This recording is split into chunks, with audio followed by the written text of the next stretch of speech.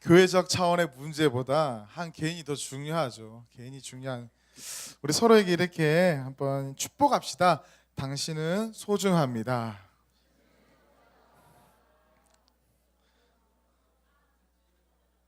또 이렇게 이야기합시다. 당신을 구하러 가겠습니다. 우리 앞뒤에 있는 분들한테 저기 최동호 형제는 그 앞에 있는 새로운 세런들한테도 네.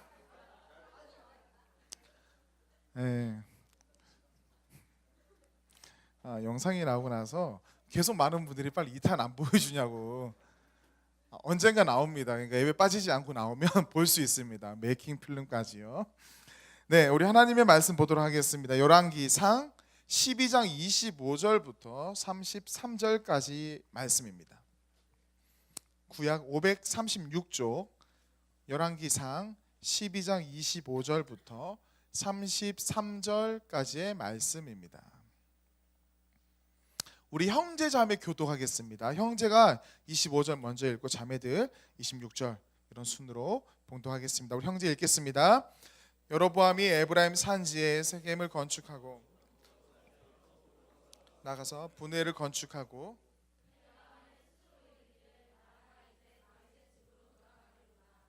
만일 이 백성이 예루살렘에 있는 여호와의 성전에 제사를 드리고자 하여 올라가면 이 백성의 마음이 유다 왕된 그들의 주 르호보암에게로 돌아가서 나를 죽이고 유다 왕 르호보암에게로 돌아가리로다 하고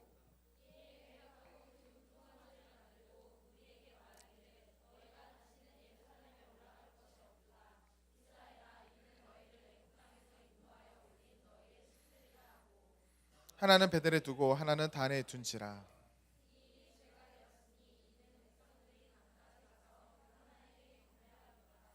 그가 또 산당들을 짓고 레위 자손 아닌 보통 백성으로 제사장을 삼고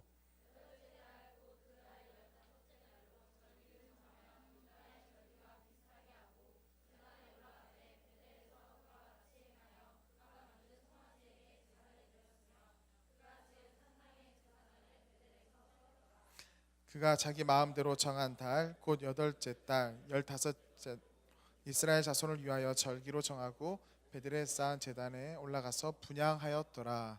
아멘. 오늘 하나님의 말씀은 여로보암 하나님으로부터의 독립 선언.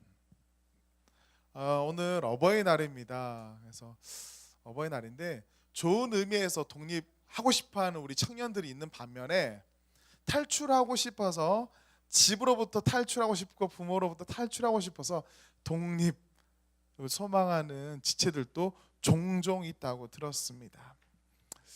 예전에 인터넷에서 본 글입니다. 실제 있었던 일인지는 잘 모르겠지만 한 남자가 절규하면서 어떤 글을 썼습니다. 예전에 예배 시간에 한번 제가 언급했던 것 같기도 하고요. 기억이 나지는 않는데 그 제목이 외눈박이 어머니더라고요. 그 글이 이렇게 되어 있었습니다. 제가 그 쓴 1인칭 관점에서 제가 좀 읽어드릴게요. 말씀드릴게요. 저희 어머니는 외눈박이십니다. 저희 어머니는 한쪽 눈이 없으십니다. 저는 어렸을 때부터 저희 어머니가 너무 밉고 부끄러웠고 싫었습니다. 저는 늘 어머니와 함께 다니는 것 자체가 저에게는 치욕이었습니다. 시장에서 일하시는 어머니를 피해서 늘 빙빙 돌아서 집에 가곤 했습니다. 제가 초등학교 때 일입니다. 운동의 날이었는데요. 어머니가 도시락을 싸들고 응원하러 다른 부모님들과 함께 오셨습니다. 그때 저는 많은 친구들 앞에서 어머니에게 고함을 질렀습니다. 내가 학교에 오지 말라고 했잖아. 왜 왔어? 빨리 가란 말이야.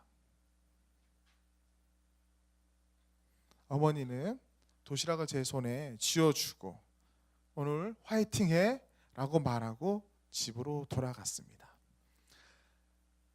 저는 열심히 공부했고 또 성공하고 싶었습니다. 어머니처럼 살고 싶지 않았습니다. 그리고 저는 제가 바랬던 대학을 가고 성공했고 결혼도 했습니다. 예쁜 아내와 귀여운 딸들까지 이제 생기게 되었습니다. 늘 그랬듯이 저는 결혼 이후에도 저희 어머니를 찾아가지 않았습니다. 어머니는 그것이 당연하듯이 여겼습니다. 저는 어머니와 절교하면서 살았던 것이죠. 그러던 어느 날 저희 집에 벨이 울렸습니다. 저희 딸이 먼저 나갔습니다. 누구세요? 알고 보니까 저희 어머니가 김치통을 들고 집을 찾아온 겁니다. 결혼하고 처음 있는 일이었습니다. 그런데 제 딸이 한 번도 보지 못한 저희 어머니의 모습을 보고 너무나 무서워서 기겁하면서 울었습니다. 저는 제 딸을 안고 어머니에게 고함을 질렀습니다. 왜 올라오셨습니까? 당장 내려가세요. 다시는 찾아오지 마세요. 어머니는 무언가를 말하려고 했지만 제가 너무 심하게 언성을 내는 바람에 어머니는 들고 있던 김치통만 잠시 내려놓고 돌아서 가셨습니다. 그것이 어머니와 제가 본 마지막 모습이었습니다. 어머니는 그 뒤에 세상을 떠나셨습니다. 그리고 세상을 떠난 뒤에 외삼촌으로부터 한 이야기를 듣게 되었습니다. 사실은 어머니가 어렸을 때 눈을 수술을 했다는 이야기입니다. 망막 이식 수술이었다고 합니다. 그리고 이식을 받은 사람이 바로 저라는 겁니다. 그런데 아들이 평생을 미안함과 죄책감 때문에 살게 될까 봐 죽을 때까지 비밀로 해달라는 것이었습니다. 저는 그때서야 나를 향한 어머니의 사랑을 깨닫고 펑펑 울었습니다. 그리고 평생을 후회하면서 살고 있습니다. 이런 이야기입니다. 어떤 한 남자의 이야기 이렇게 하면서 쓰여져 있었던 이야기입니다. 자식을 낳았고요, 사랑으로 키웠는데 그 사랑을 잃어버린 채, 그 사랑을 모른 채 이제 구박하는 아들의 이야기죠. 오늘 우리가 읽었던 이 성경 본문에도요, 그와 비슷한 사람이 나옵니다. 하나님 아버지에 대해서 하나님 아버지의 사랑을 모른 채 잊어버린 채 등을 돌린 한 왕, 그 왕, 그의 이름은 바로 여로보암이라는 왕입니다. 지난주에 우리는 솔로몬의 이야기를 들었습니다. 솔로몬의 아들이 누구냐면요, 르호보암입니다. 한번 따라해보세요. 르호보암. 솔로몬과 이 르호보암이 솔로몬의 말년에, 그리고 이 르호보암은 처음부터 탄압 정치를 시작했습니다. 강행했습니다. 특별히 르호보암은요, 이방신을 섬기기 시작했습니다. 왜냐하면 솔로몬이 많은 여자와 결혼을 했는데 그 여인들이 이방 여인들이 많았거든요. 그래서 이방의 신들이 이 예루살렘 중심으로 들어오니까 그 아들 르호보암도 그의 영향을 받은 거죠. 그리고 이방신을 섬겼습니다. 여호와 보시기에 참으로 악했다라고 말합니다. 그리고 탄압 정치를 했죠. 강제적으로 노동 정책을 펼쳤습니다. 그리고 무리하게 세금을 부과하기 시작했습니다. 그 백성들 사이에서 원망이 일어납니다. 특별히 르우벤 지파와 에브라임 지파에서 분노가 더 컸습니다. 왜냐하면 이 르호보암은 유다 지파예요. 근데 첫째 지파는, 장자 지파는 원래 누구예요? 르우벤 지파거든요. 그러니까 르우벤 지파가 원래 이제 첫째거든요, 르우벤이. 그래서 첫째 르우벤 지파가 불만이 있었고요. 또 에브라임 지파, 므낫세 지파가 좀 불만이 있었어요. 왜냐하면 그 에브라임과 므낫세는 누구의 자녀들이냐면 요셉의 자녀들이에요. 근데 요셉이 이스라엘에서 드린 공이 크잖아요. 근데 유다는 별로 한 게 없거든요, 사실은요. 그러니까 우리 이제 조상이 더 열심히 공들였는데 왜 유다 지파가 이 왕의 계보에 올라가 가지고 더 무리하게 세금을 징수하고, 특별히 유다 지파한테는 세금을 징수하지 않거든요. 그러니까 이제 불만들이 가득가득 넘쳐나는 겁니다.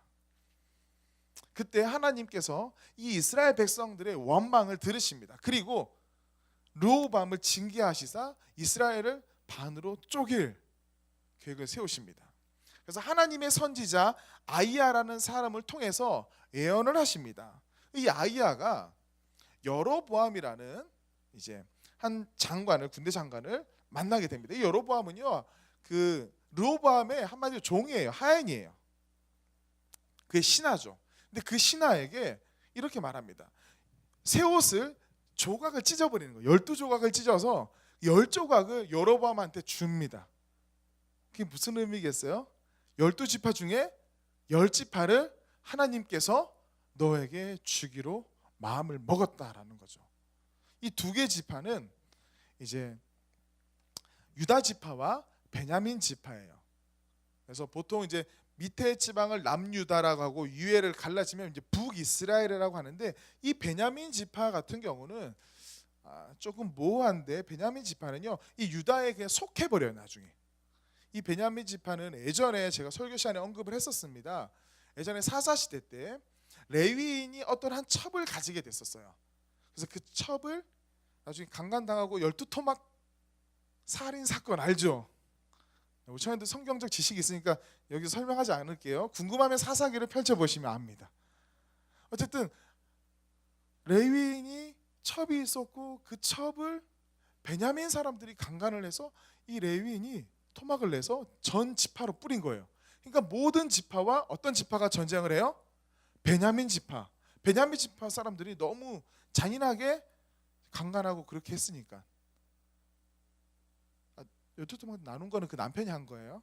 그래서 베냐민 지파가 와 나머지 지파가 전쟁을 했는데, 결국에는 이 두 차례에 걸쳐서 첫 번째는 베냐민이 이기다가 두 번째는 이제 이스라엘 전체가 이깁니다. 그때 11대 1로 싸우니까 누가 이기겠어요? 네, 나머지 지파가 이기는 거예요. 그러니까 베냐민이 그때 엄청나게 많은 사람들이 죽습니다. 그러니까 베냐민 지파의 인원이 어떻게 됐겠어요? 나중에 확 줄어들어요. 그리고 인원도 적은 데다가 그 이제 유다 지파 인접해 있습니다. 그러다 보니까 나중에는 이제 왕국 시대에는, 왕정 시대에는 이 베냐민이 유다에 그냥 흡수돼 버립니다. 그러니까 여러분들 그냥 상식적으로 그냥 알아두시면 됩니다. 유다 지파인데 그 안에 베냐민 지파가 원래는 있었다. 그렇게 해서 두 개 지파와 10개 지파가 나눠져서 북이스라엘과 남유다가 갈라지게 됩니다. 아이야라는 선지자가 여로보암한테 10개를 줬어요. 여러분들 같으면 그 기분이 어떨까요? 어떤 한 왕이 있는데 5대 5도 아니고 10대 2예요. 10을 잘라서 여러분한테 주면서 여러분을 왕으로 세우겠다라는 거예요. 기분이 좋을까요? 뭐 이제 실제적으로는 부담이 되겠지만 그래도 되게 감사하고, 나를 세운 분이 하나님이잖아요. 그러면 하나님께 더 신실하게 나아가야 되는 게 당연한 겁니다. 근데 이 여로보암은요, 나에게 10개 지파를 맡긴 그 하나님을 생각하고 그 10개 지파를 준 이유가 뭐예요? 르호보암이 잘못했잖아요. 잘못했으니까 내가 거기서 본전만 해도 사실은 좀 잘한 거예요. 기본만 해도 잘하는 거예요. 수업을 가르치는데 어떤 교수님이 너무 못 가르쳐요. 뭐 실력은 있으신데, 교수님들이니까 실력인데 잘 못 가르치는 거예요. 근데 그 수업 다음에 그 전공 수업이었는데, 그 다음 학기에 어떤 분이 본전만 했는데도 학생들이 교수 평점을 엄청 높게 줘요. 그 전에 교수님이 너무 지루하고 잘 못 가르치시니까 조금만 해도 잘하는 거예요. 제가 지난번 교회에 있을 때 평가가 되게 좋았어요. 저에 대한 평가가. 좀 교만하죠. 근데 사실은요, 제가 솔직하게 고백하면 그 청년들이 좀 착각한 거예요. 왜 착각했냐면, 제가 잘한 게 아니라, 솔직하게 말해서 제가 잘한 게 아니라 제 앞에 계셨던 분이 좀 문제가 있었거든요. 문제가 있어서 이렇게 좀 안 좋게 나가게 됐어요. 안 좋게 나가게 된 거, 교회에서요. 그러니까 저는 갔는데 분위기가 너무 안 좋은 거예요. 청년들이 막 교회 떠나고요. 근데 웃었어요. 나는 본전만 해도 돌아오겠다. 아주 안타까운 상황이었지만 본전만 하면 되겠다 이런 생각을 조금 했었는데 진짜 본전밖에 못했어요. 근데도 되게 잘했다고 하는 거예요. 근데 승리교회 왔을 땐 좀 부담됐어요. 권혁수 목사님 되게 잘했다고 해서. 앞에서 누가 홈런을 치잖아요. 그럼 뒤에는 되게 부담스러운 거예요. 하지만 앞에서 계속 뭐 삼진아웃 당하는 거예요. 삼진아웃 당하다가 내가 번트 하나 됐는데 상대방 실책으로 내가 1루만 나가도 엄청 그 뉴스에 나오거든요. 그 다음날. 네. 뭐 강용원의 번트가 팀을 살렸다. 와, 계획적인 번트. 뭐 이렇게 나온단 말이에요. 근데 여로보암이 조금만 잘했으면 하나님한테 엄청 칭찬 드릴 수 있는 상황이에요. 왜냐하면 이스라엘을 반으로 쪼갤 정도로 하나님이 되게 지금 화가 나셨고 노하셨거든요. 그리고 솔로몬과 르호보암이 너무 못하고 있었거든요. 너무 못하고 있었기 때문에 이 르호보암이 그 하나님의 마음을 알았고 또 하나님 뜻대로 한다면 또 하나님으로부터 부름을 받고 지금 왕이 된 거잖아요. 새로운 왕이 된 거잖아요. 그러면 더 잘해야 되는 거예요. 하나님께서 여로보암을 왕으로 세운 이유는 르호보암을 깎아내리기 위해서가 아니라 서로 견제하면서 남한국도 살고 북한국도 살기를 원하는 마음으로 여로보암을 세우셨습니다. 그런데 이 여로보암이요, 솔로몬보다 르호보암보다 더 가슴 아프게 하나님의 마음을 힘들게 했다라는 거예요. 그게 너무나 안타깝습니다. 본인을 왕으로 세운 사람이 하나님이신데 그 하나님으로부터 바로 독립하려고 하는 거예요. 등 돌리려고 하는 거예요. 하나님이 이제는 네가 잘해야 돼. 너가 잘해야지 저기 있는 르호보암도 정신 차리고 잘할 거니까 너가 잘해야 돼 하고 세우셨는데 세운 그 하나님께 등을 돌리는 게 이 여로보암이라는 겁니다. 그리고 그 내용이 우리가 본문에 오늘 읽었던 이야기들이에요. 여로보암이 그럼 어떤 잘못을 했냐?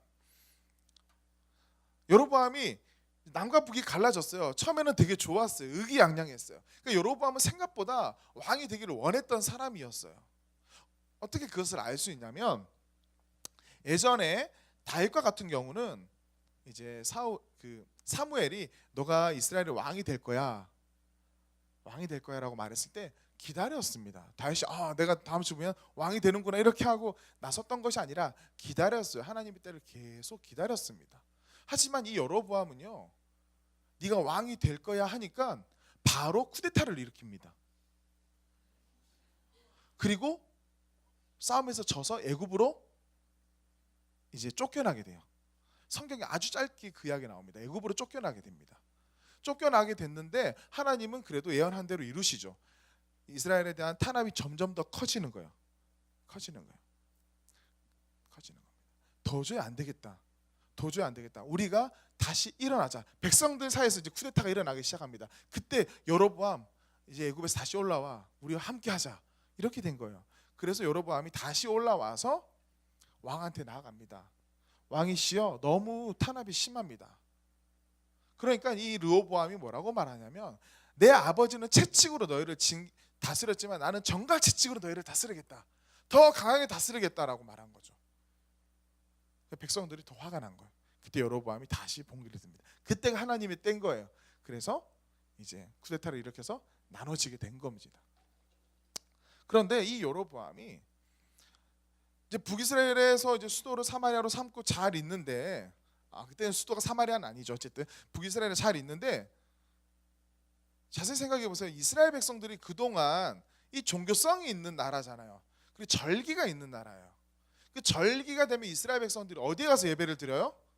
예루살렘에 가서 예배를 드린단 말이에요. 특별히 유월절, 오순절, 장막절 이 3대 절기에는 이 모든 남자들이 예루살렘을 향해서 가서 예배를 드려야 되는데 남과 북이 딱 잘라진 거예요. 갈 수 있겠어요? 못 가요? 못 가는 거예요.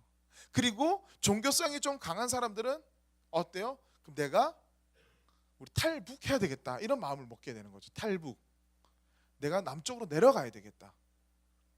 남쪽에는 예배 드릴 수 있는 예루살렘이라는 곳이 있으니까. 이제 여로보암이 불안합니다. 여로보암이 많이 불안한 거예요.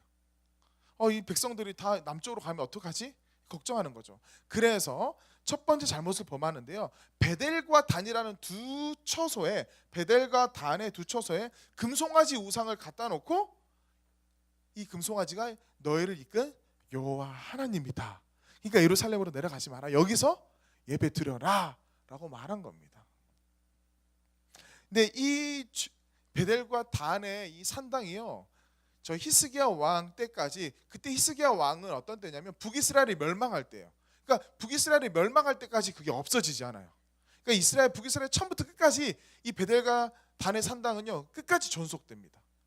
이스라엘의 붕괴의 원인이 이 여로보암이 세운 베델과 단에 세운 그 금송아지 단이라는 거예요. 그러니까 두 번째는 레위인들 같은 경우가 이제 보통 성전에서 봉사했던 사람들이잖아요. 성막에서 봉사하다가 나중에 솔로몬 때부터 성전에서 봉사하던 사람들. 근데 이 레위인들이 한마디로 지금으로 따지면 좀 비교가 좀 어색하지만 임원, 셀장 이런 친구들이에요. 그러면 맨날 교회 사는 건 아니지만 교회에서 열심히 봉사하는, 교회에서 열심히 봉사하는 친구들이란 말이에요. 근데 이 레위인들이 밑으로 많이 남아있다라는 거예요. 실제로요. 아까 전에 그 예루살렘 성전으로 많이 레위인들이 떠났어요. 그러니까 이 베델과 단에서 섬길 사람들이 부족한 거죠. 그래서 율법에는 레위인을 이제 제사장으로 세워라 이렇게 율법에 되어 있는데, 여로보암이 자기 마음대로 레위인이 아닌 보통 사람들을 제사장으로 세우는 범죄를 범하게 되는 거예요.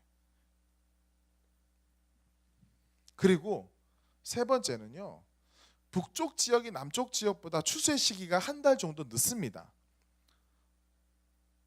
그 이스라엘 3대 절기 중에 이 장막절이요, 그 추수한 것들 하나님께 드리는 절기거든요. 그러니까 이 장막절의 절기를 원래 7월 15일부터인데 8월 15일로 한 달을 연기해 버립니다. 마음대로 율법에 있던 절기를요 그냥 북이스라엘의 그 지형에 맞춰서 마음대로 바꿔버리는 거예요. 실제로 지형에 맞춰서 바꾼 것도 있지만 종교적으로 완전히 남과 이제 나누고 싶은 거예요. 더 이상 남쪽을 생각하게 하고 싶지 않은 거예요. 더 이상 예루살렘을 생각하게 하고 싶지 않은 거예요.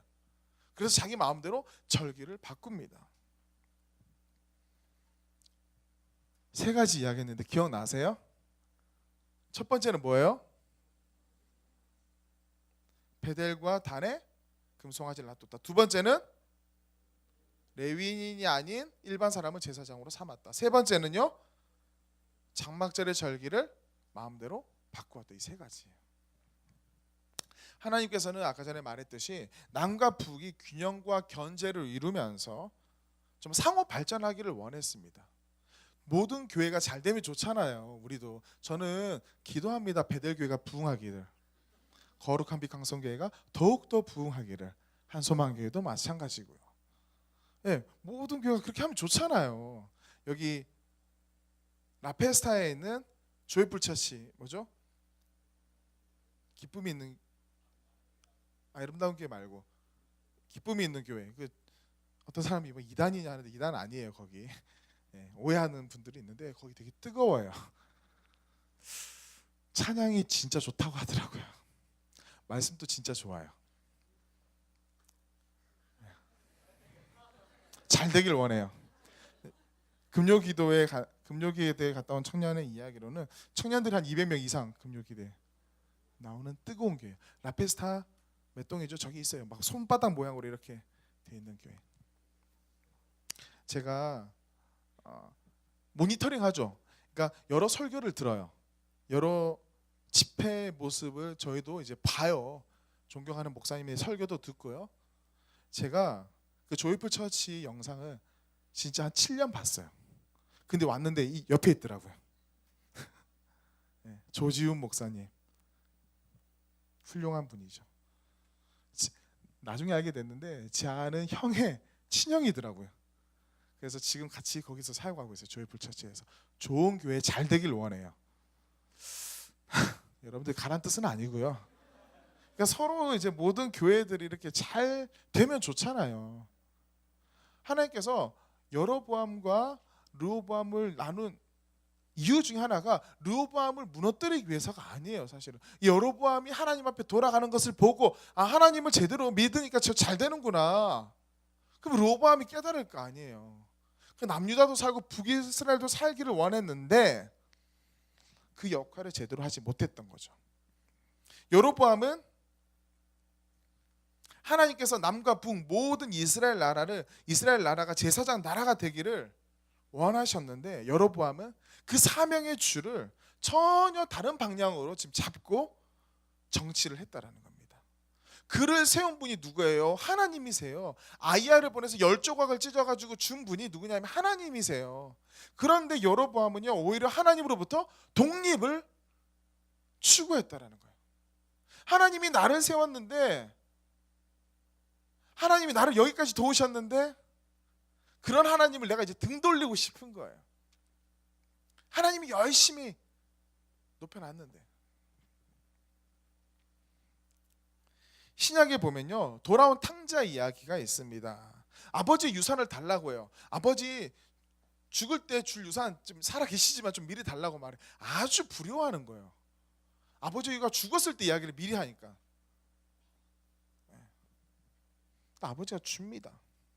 근데 모든 것을 탕진하고, 어때요? 탕진한 상태에서 이야기가 끝났더라면 성경에 안 나왔을 거예요. 하지만 탕진했지만 그 신약의 그 탕자는 어떻게 했어요? 나중에 돌아왔어요. 돌아왔을 때 그 아버지가 반겨주셨다라는 거예요. 끝까지. 하나님은 우리를 붙잡고 있고요, 우리에게 자기에게 돌아오기를 기다리고 있어요. 그게 진짜 아버지의 마음이거든요.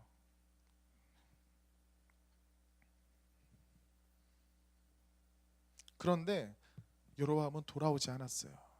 여로보암도 돌아왔으면 하나님께서 용서해 주었을 거예요. 르호보암도 돌아왔으면 용서해 줬을 거예요. 여로보암 분명히 인간은 실수할 수 있어요. 야망이 생길 수 있잖아요. 처음에 하나님 붙잡았다가 내가 높은 왕이 되니까 갑자기 하나님부터 멀어질 수 있거든요. 그런데 깨닫고 돌아오면 되거든요. 다윗이 그랬어요. 다윗도 범죄했거든요. 근데 여로보암은 그렇게 하지 않았다라는 겁니다. 결국에는 여로보암이 얻은 건 뭐냐면 죄인의 대명사가 됐어요. 그 여러분들 이제 열왕기 상하를 읽게 되면요, 왕들의 이야기가 끝나는, 아니면 그 처음 하는 부분에서 이런 단어가 나옵니다. 그가 다윗의 길로 행하였더라. 다윗의 길로 갔더라. 그가 여로보암의 길로 갔더라. 다윗의 길로 간 왕은 어떤 왕이에요? 선한 왕. 그 여로보암의 길로 갔더라. 어떤 왕이겠어요? 악한 왕. 그러니까 여로보암의 길로 갔더라. 아니, 죄인의 악한 왕의 대명사가 된 게 이 여로보암이라는 거예요. 악한 사람 때문에 세운 새로운 왕이었는데 그마저도 악한 왕의 대명사가 되어버린 거죠. 여기에 있는 우리 모두는요, 이미 예수님의 구원의 은혜를 입었고 매일의 삶 가운데서 하나님의 보호하심과 인도하심 속에서 우리는 살아가고 있습니다. 하지만 우리가 순간순간 그 하나님과의 관계에서 틈이 생길 때 사단은 우리를 하나님부터 아주 멀게 하려고 몸부림칩니다. 거기에 우리가 넘어가 버리면요, 하나님과의 거리가 점점 멀어지는 거예요. 그리고 우리에게 또 다른 어려움과 유혹과 이제 아픔들, 아니면 뭐 수많은 이제 장애들이 우리 앞을 가로막았을 때에 우리는 하나님을 잊어버리고 오히려 내 생각에서 하나님을 배제하고 하나님으로부터 독립된 채 나의 생각만을 가지고 생활할 때가 참 많이 있다라는 겁니다. 여러분들의 삶 가운데는요, 여러분들 삶 가운데서 하나님은 어느 정도 비중을 차지하시나요? 여러분들 삶의 걸음마다 지금까지 인도하셨던 하나님이 계속해서 여러분 곁에서 지금 머물고 계시고 함께하고 계시나요? 아니면 어느새 진짜 하나님 살아계십니다, 하나님 찬양합니다, 예배 시간에 그렇게 말하지만 모든 삶 가운데서 그 하나님을 배제한 채 살아가고 있지 않은지요. 기도해야 되는 걸 알면서도 기도하지 않고요, 하나님의 뜻이 무엇인지 궁금하면서도 말씀은 보지 않고 듣지 않고요, 내 삶을 통해서 내가 하나님께 영광 올려드리겠습니다라고 말은 하지만 내 삶에 하나님을 향한 온전한 찬양은 없고요. 그게 있잖아요, 도피예요. 그게 바로 하나님부터 독립하려고 하는 거예요. 그 독립은요, 회피에서부터 시작되는 거거든요. 하나님을 회피할 때부터 독립은 이미 시작된 거예요. 여러분도 하나님을 회피하고 있지 않습니까? 눈빛들이 저는 회피하고 있지 않아요. 오늘 또 주님 만나러 왔잖아요. 이런 눈빛이어서 참 좋습니다. 눈 감은 지체들은 하나님을 지금 엄청 깊이 묵상하고 있는 거 알고 있어요. 하나님도 아실 거예요. 입을 벌리는 청년들은 은혜를 주십시오. 뭐 이런 걸로 이해됩니다. 만약에 여러분들의 그 마음이 있잖아요. 여러분들의 마음의 이야기가 성경에 삽입된다고 한다면 여러분들이 왕의 후예로서 강용훈 왕, 김미애나 왕 이렇게 여러분들 왕으로서 여러분들의 마음이죠. 마음의 스토리가 성경에 들어간다고 한다면 성경의 저자는 하나님은 여러분의 길을 어떻게 묘사할까 생각해 보세요. 왕의 후예인 강영훈은 다윗의 길로 갔더라 이렇게 적힐 것인가, 여로보암의 길로 갔더라, 둘 중에 하나예요. 여러분은 스스로 한번 돌아보세요. 내가 가는 길이 여로보암의 길인지 하나님과 동행하는 다윗의 길인지. 다윗의 길은요, 하나님과 동행하는 길이고 하나님께로 돌이키는 길이에요. 여로보암의 길은요, 하나님을 배제하는 길이에요. 우리가 하나님께 순종하는 게 다윗의 길입니다. 그런데 있잖아요, 여러분들 착각하지 마세요. 하나님께 순종하는 게 내게 유익이에요. 근데 왠지 순종하라고 하면 뭔가 억압하는 것 같고 나를 구속하는 것 같아서 독립하고 싶어하는 사람들이 참 많아요. 그게 누가 속삭이냐면 사단이 속삭이는 거예요. 하나님으로부터 독립해. 그래야 너가 자유해. 여러분들 먼지 같은 피조물이 어떻게 이 모든 세계를 우주 만물을 창조하신 그 하나님의 뜻을 따라갈 수가 있어요. 우리가 하나님께 순종할 때 그게 사실 우리한테 가장 좋은 건데 그게 인간한테 참 힘들다라는 거예요. 되게 단순하고 되게 그냥 상식적이면 당연히 그렇게 해야 되는 것임에도 불구하고 사단이 하와를 유혹하고 아담을 유혹하듯이 그 유혹에 넘어가면요, 그게 더 귀에 들어오는 거예요. 하나님이 선악과를 이제 만들어 놓고 선악을 알게 하는 나무 열매를 먹지 말라. 근데 그 음성보다는 먹어도 돼. 먹으면 하나님처럼 될 거야. 독립할 수 있을 거야. 오히려 그게 우리가 이제 더 매혹적이니까 글로 빨려 들어간단 말이죠. 우리 사랑하는 청년 여러분, 하나님으로부터의 독립이 아니라 하나님의 품으로 하나님과 하나 되는 여러분들 되기를 축복합니다. 아멘. 여러분들 지금 있는 이유 왠지 아세요? 여러분들 지금 이 자리에 앉아 있을 수 있는 이유가 뭔지 아세요? 하나님이 유시진처럼 여러분들 구하러 온 거예요. 여러분들이 지금 여러분들이 되게 잘해서 나온 게 아니라 하나님이 여러분들의 발을 붙잡고 여기까지 끈 거예요 지금. 그리고 이 자리에 아직 없는 친구들 하나님 계속 붙잡고 당기는데 또 다른 길로 계속 가려고 해서 아직 없는 거예요 사실.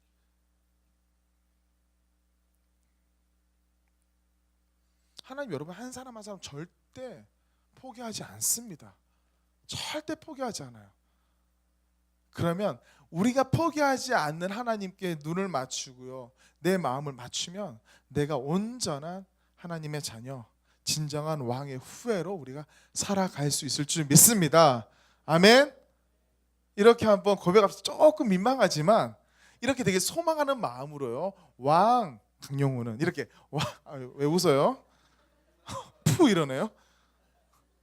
왕 누구누구는 다윗의 길로 갔더라. 저 옆에 좀 민망하니까 다 같이 크게 하면 좀 덜 민망해요. 이거 시작. 왕 강영훈은 다윗의 길로 갔더라. 아멘. 아유 좋다. 이런 왕들만 있으면 진짜 성경에 하나님이 심히 좋았더라 이런 이야기가 나왔겠죠. 근데 이제 그게 없으니까 다시 한번 왕 강영훈 시작. 왕 강영훈은 다윗의 길로 갔더라. 아멘. 우리 함께 기도하고 마치겠습니다. 한 가지만 두고 우리 기도할 텐데요.